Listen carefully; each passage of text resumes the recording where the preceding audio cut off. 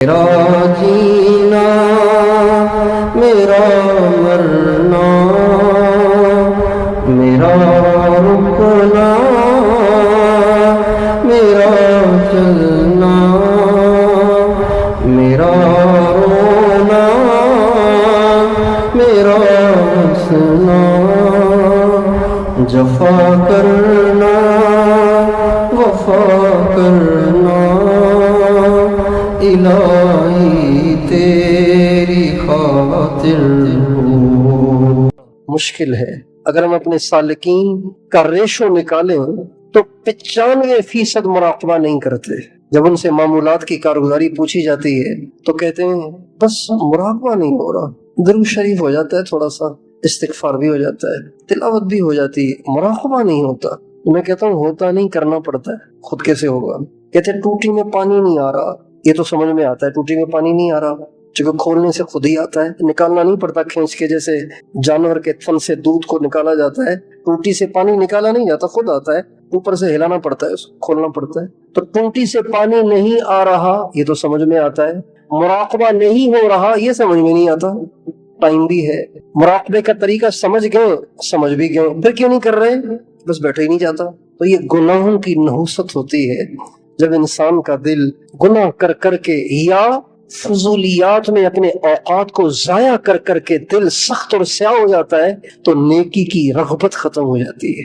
ہمارے نبی کا ارشاد ہے رات کا کھانا کھا کر سویا مت کرو، جب تم کھانا کھا کے سو جایا کرو گے تو اس سے تمہارا دل سخت ہو جائے گا، جب سخت ہوگا تو کیا ہوگا؟ تہجد میں اٹھا نہیں جائے گا، فجر میں مزہ نہیں آئے گا، فجر پڑھیں گے لیکن دل نہیں لگے گا، فجر کے بعد پھر مراقبے کے لیے بیٹھا نہیں جائے گا، قرآن پکڑ کر کھول کر پڑھا نہیں جائے گا، پڑھیں گے بھی تو مزہ نہیں آئے گا، اور جب سر جھکا کے بیٹھیں گے تو دل سے اللہ اللہ سنائی نہیں دے گا، دل ہی نہیں لگے گا، ادھر ادھر کے خیالات گھیر کے آپ کو پریشان کر دیں گے۔ یہ نتیجہ ہوتا ہے رات کو کھا کے سونے کا۔ جب انسان موبائل کا استعمال ضرورت سے، موبائل ضرورت ہے، موبائل کیا ہے سب بتائیے؟ موبائل کیا ہے؟ ضرورت۔ جیسے باتھ روم میں جانا کیا ہے؟ پیشاب کرنے کے لیے بیٹھنا کیا ہے؟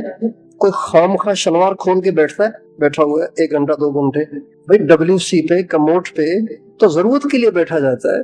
موبائل ضرورت ہے، موبائل کوئی شغل نہیں ہے، موبائل کوئی کام نہیں ہے، موبائل کوئی زندگی کا مقصد نہیں ہے کہ بس اسی میں لگا رہے آدمی، اسی میں لگا رہے، اسی میں لگا رہے، اسی میں لگا رہے۔ ضرورت ہے، جیسے ٹشو ضرورت ہے، ہر وقت تو آپ ٹشو ہاتھ میں نہیں رکھتے، ہر وقت تو استنجے کا ڈھیلا ہاتھ میں نہیں رکھتے، ہر وقت تو ٹشو ہاتھ میں نہیں رکھتے، ہر وقت تو جھاڑو ہاتھ میں نہیں رکھتے، ہر وقت تو جوتا ہاتھ میں نہیں رکھتے، ہر وقت تو وائپر، ہاں پانی گر گیا ہے، اب کیچڑ ہو رہا ہے، پھسلنے کا اندیشہ ہے، اب آپ وائپر اٹھائیں گے، جھاڑو اٹھائیں گے، کچرا پھیل گیا ہے، بچوں نے چیزیں کھائی ہیں، کچرا پھیل گیا ہے، اب آپ جھاڑو اٹھائیں گے۔ خام خواہ جھاڑو لیے کوئی بیٹھا رہے تو کیا کہیں گے؟ عجیب آدمی ہے۔ موبائل ضرورت ہے، یہ شغل نہیں ہے، یہ کوئی کام نہیں ہے، یہ ضرورت ہے۔